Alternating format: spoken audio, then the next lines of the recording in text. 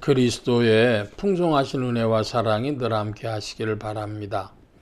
오늘 이 아침에는 마가복음 제11장 11절로 19절까지의 말씀, 생명의 삶 큐티 2월 2일자 말씀입니다. 11장 11절 이하 말씀 봅니다. 예수께서 예루살렘에 이르러 성전에 들어가사 모든 것을 둘러보시고 때가 이미 저물매 12제자를 데리시고 베다니에 나가시니라. 이튿날 그들이 베다니에서 나왔을 때 예수께서 시장하신지라 멀리서 잎사귀 있는 한 무화과 나무를 보시고 혹 그 나무에 무엇이 있을까 하여 가셨더니 가서 보신즉 잎사귀 외에 아무것도 없더라. 이는 무화과의 때가 아님이라. 예수께서 나무에게 말씀하여 이르시되 이제부터 영원토록 사람이 내게서 열매를 따먹지 못하리라 하시니 제자들이 이를 듣더라.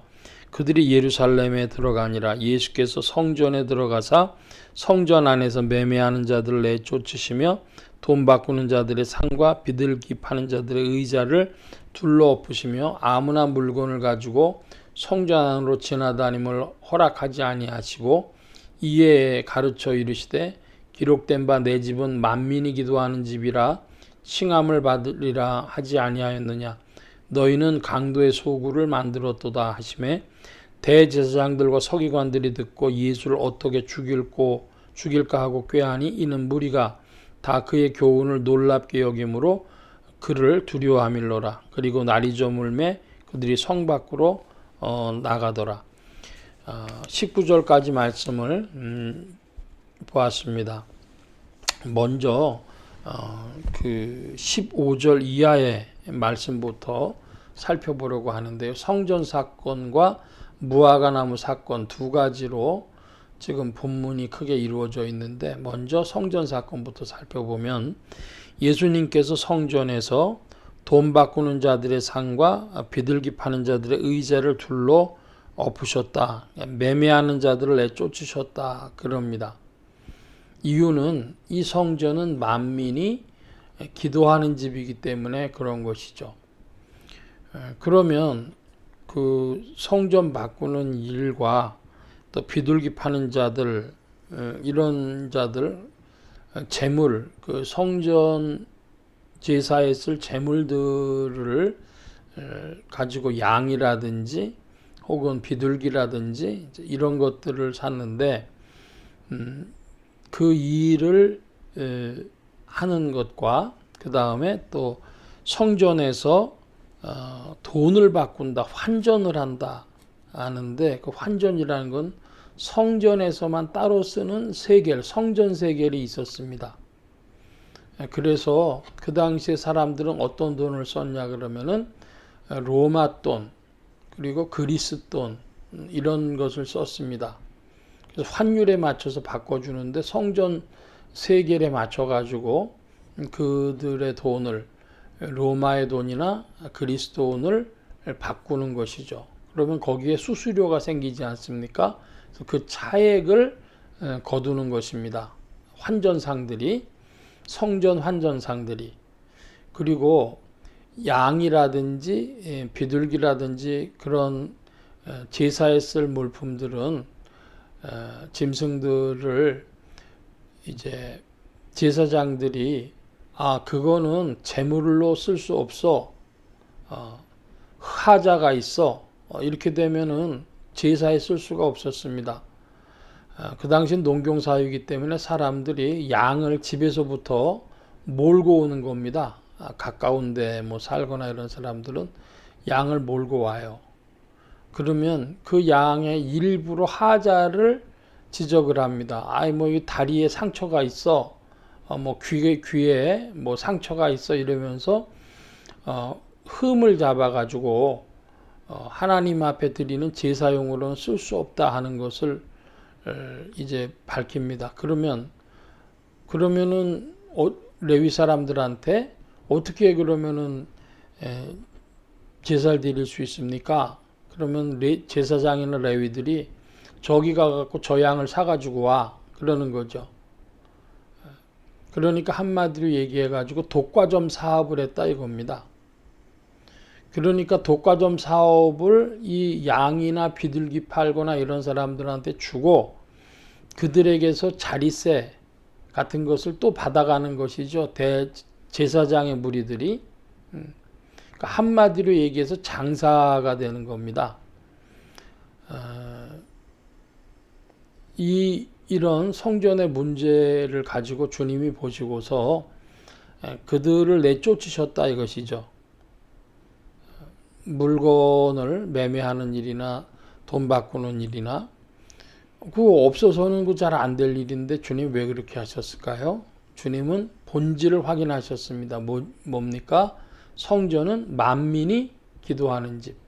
하나님 앞에 나와서 자신의 잘못을 회개하는 회개의 기도, 그리고 하나님이 보살펴 주셔서 감사하다는 감사의 기도, 하나님 이거 긍휼히 여겨 주셔서 이런 일들에 응답해 주세요라는 간구의 기도를 드리는 그런 기도의 집. 그런데 그런 기도가 가능하려고 하면 하나님의 말씀의 빛을 받고 살아가는 삶이 그 기도와 부합해져야 합니다. 그러므로 제사장들의 일 하나는 그 말씀을, 계명을 가르치는 것이었습니다. 사람들에게.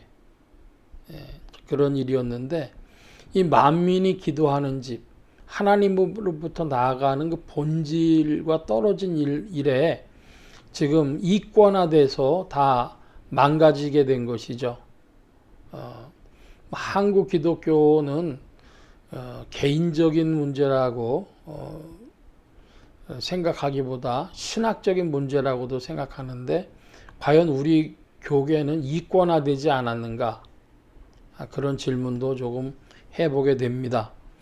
중요한 것은 이런 예수님의 일이 이 대제사장과 서기관들의 무리들이 예수님을 죽일 그런 생각을 갖게 했다는 것이죠. 예수님하고 우리는 이해관계가 도무지 맞지를 않는다. 상충한다. 네가 죽든지 내가 죽든지 해야 되겠다. 이런 생각을 이제 대제사장들과 바리새인들이 가졌던 것입니다. 그 전에 이제 무화과 나무 얘기로 다시 돌아가 보면 무화과라고 하는 것은 없을 무자, 꽃하자. 그래서 꽃이 없는 나무입니다. 그런데 그 열매는 참 맛이 좋다 그래요. 저도 몰랐다가 2023년에 무화과를 참 많이 먹었습니다. 한번 먹어보니까 맛이 있어서 그거 좀 더 사봐. 그러면서 이제 집에서 무화과도 먹고 그랬습니다. 그런데 무화과가 잎밖에 없어요. 그러면 어떻게 되냐 하면 원래는 싹이 나고 꽃이 피고 잎이 있고 무성한 잎이 있고 그 다음에 열매죠. 이런 과정을 거치는데 무화과는 꽃이 없으니까 지금 열매 이전에 무성한 잎의 단계였습니다. 근데 주님께서 그 무화과가 때가 아닌데 그걸 보시고서 하시는 말씀이 14절에 이제부터 영영토록 사람이 내게서 열매를 따먹지 못하리라. 이 말씀은 그러면 주님이 자연법칙을 모르셔서 이런 말씀하셨을까요? 혹은 자연법칙을 어기라는 이야기일까요? 자, 그것이 아니고 이것은 굉장히 깊은 의미 가지고 있는 겁니다. 14절에 이제부터 영원토록 사람이 내게서 열매를 따먹지 못하리라 하신 말씀은 구약에서 신약 세계로의 완전한 진출을 말하는 것으로 봅니다. 무슨 뜻이냐? 이 무화과라고 하는 것은 이스라엘을 상징하는 나무인데 이제 이스라엘의 시대는 끝났다. 이 말씀을 하시는 것이죠. 잎만 무성하지 니네 열매가 없어. 결과가 없어. 열매는 무엇입니까? 하나님의 마음에 합한 하나님의 뜻에 합한 삶을 살아가는 사람들, 그러한 통치가 나타나는 하나님의 나라, 그건데 그렇지 않았다는 것입니다. 이들에게는 십계명이 있었지만은 계명으로 말미암아 열매 거두는 삶이 그들에게 없었고 그것은 구약의 방식으로 유대교의 방식으로는 불가능한 일이었습니다. 이제 예수 그리스도의 십자가로 말미암아 온 누리에 온 인류에게 새로운 언약의 길이 열리는 그 단계였습니다. 그러므로 이제부터 영원토록 사람이 내게서 열매를 따먹지 못하리라. 이제는 구약의 시대가 아니라 신약의 시대라. 이 말씀으로 우리가 이해해야 할 것입니다. 그래서 주님의 행동이 참 이상하다, 모르겠다.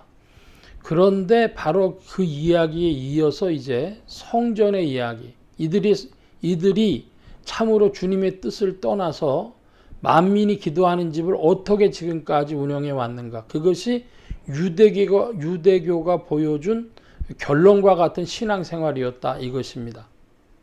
그러므로 이제 구약을 지나서, 유대교를 지나서 신약으로 새로운 복음으로의 진출, 이것을 보여주는 것이 마가복음 11장이다, 이런 말씀이 되겠습니다. 오늘 말씀 여기까지 봅니다. 기도합니다.